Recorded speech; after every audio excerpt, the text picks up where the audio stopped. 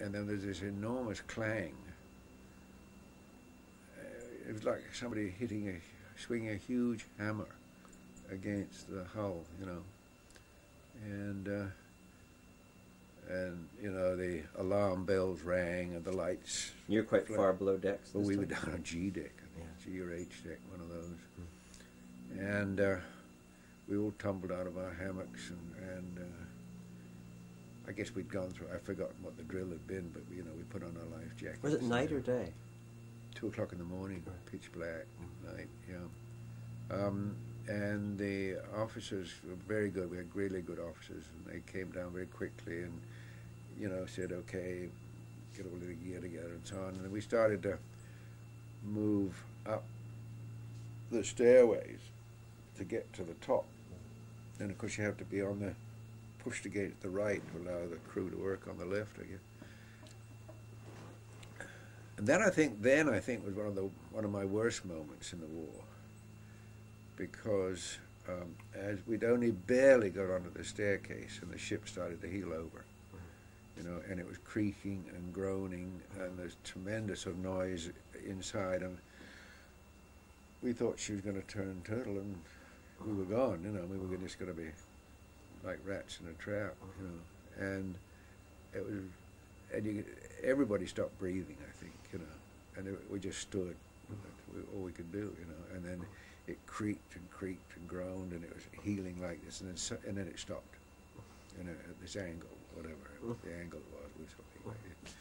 Then we got up onto finally got up on the deck, and the Air Force ground crew people who'd been below us, they came up behind us, and they didn't have a very good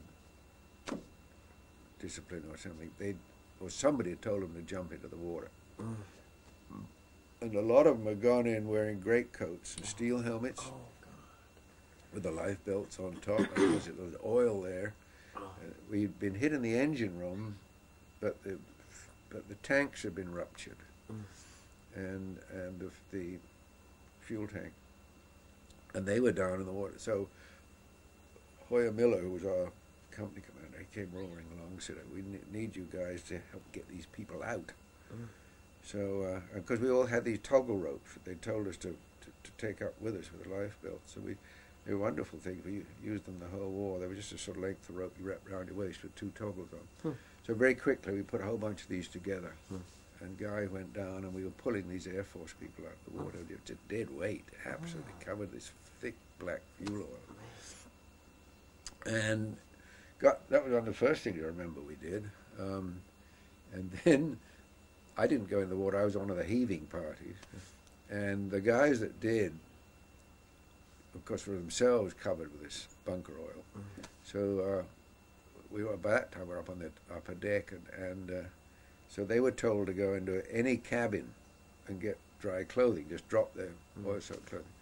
And about 3 minutes later, 6 of them came out on the deck, and they were dressed in cami knickers, and they minced out the deck like in the moonlight. You know. Typical Cockney humour. They got into the nurses' cabins, dropped all their oil-soaked clothing on the floor, fitted themselves up with the nurses' underwear, and they came down.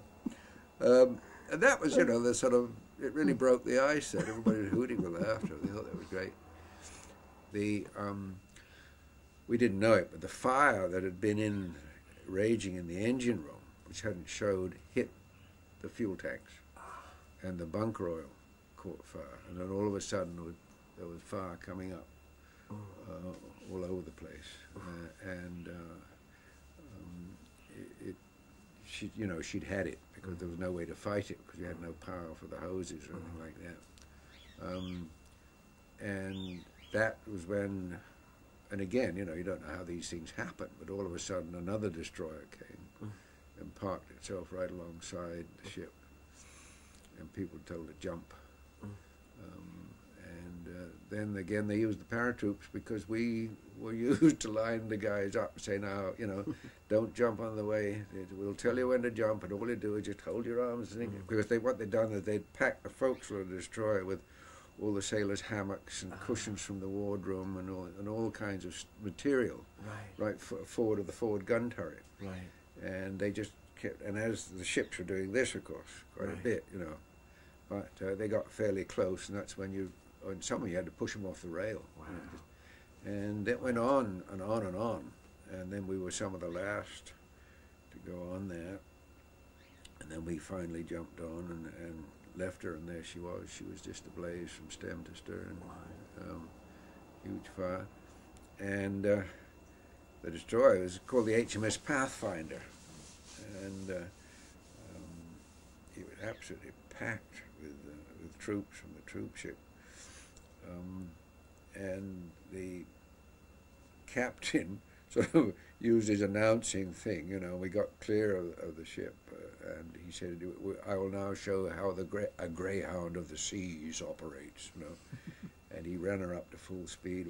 I was standing near the rear turret, like they call it Y turret, which is and the stern wave was about 10 feet above the deck, and we were doing close to 40 knots in that thing. When he wasn't going to muck around. He couldn't use his guns or anything.